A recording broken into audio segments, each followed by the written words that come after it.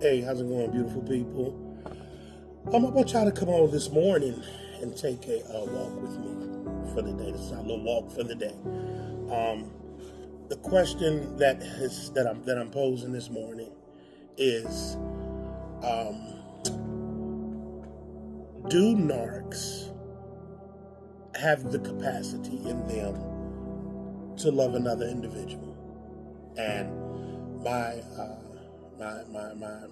answer to that question is absolutely they do not. They have a means by which they learn people, and they figure out what the things that make you tick and make you happy.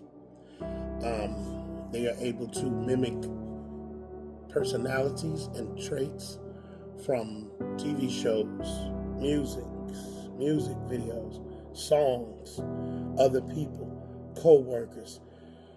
They have no real sense of self-identity.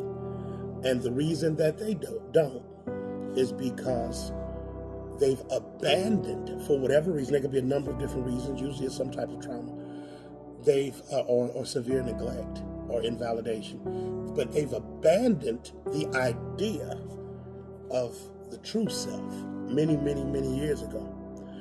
Now, let me explain this to you by dividing this two ways. We've all experienced trauma. Nobody has a monopoly on that, right? But let me take myself.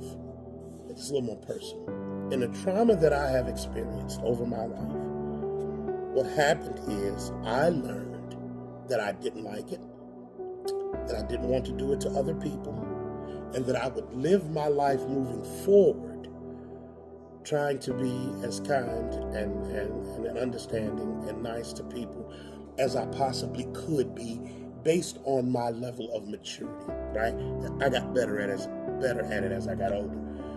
But the influence of the trauma that I experienced did not cause my heart to harden.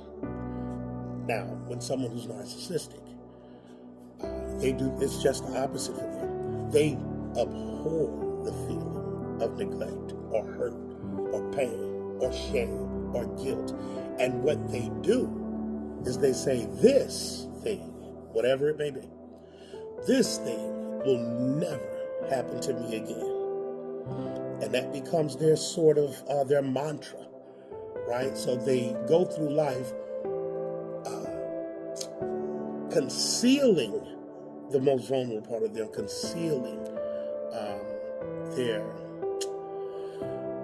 true self in exchange for a false self. This is what's called the narcissistic mask, a false self, where they project an image to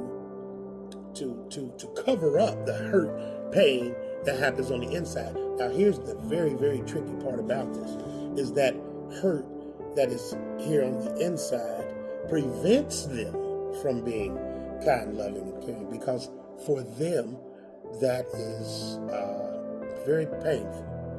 It is. It didn't work out before, even if they wanted it at some point. So when you, on the other hand, think, and I've had some clients say this, you say, well, I figured I could love them through it. I figured I could show them another side of the coin. That's something that will never work. And I want to explain to you why that will never work. Because the very moment you make a statement like that, you become subservient to their pain, their trauma, at the expense of yourself. Because even though you may have the desire to show them something different, ultimately at their core, they have already accepted the full belief that they are not worthy, that they are invalid, that they are, that they have no real sense of self-worth. So when you try to love them on a deep level, they're going to find a way to mix that up, because you or trying to pull them out of their comfort zone, and pulling them out of their comfort zone puts them in a position where they have to become vulnerable to love you back. And that doesn't feel half as good as taking on this grandiose personality where they get to rule over you. Now, this may sound very sick, y'all, but some of you have experienced it, some of you have experienced it, some of you are still living with it today. Here's what's sick, is for them, it feels good to cause you hurt, to cause you harm, to cause you pain, to cause you frustration. It feels good to them to do it that way. When you cry, when you hurt, when you have upset, it feels good to them because it legitimizes their control, authority, and position over you emotionally in your life. Makes them feel good to know that they can do this to another human being. And if you are being victimized by someone who is narcissistic, until you get delivered from it, you have to heal and you have to be delivered. Until you get delivered from it, you will continue to feel obligated, to connect with, to pour into, because it's probably a really strong soul tie once you've been in it for so long. So you have to be delivered out. But you feel the need to pour into them and to give to them and to try and make them whole at the expense of yourself. This is what I call emotionally self-sacrificing. In essence, what happens is you fall in love with the very thing that's killing you. And that's usually the case. If you're listening to this, you feel like you're in one of these types of relationships, it's not a you thing. It's a narc thing.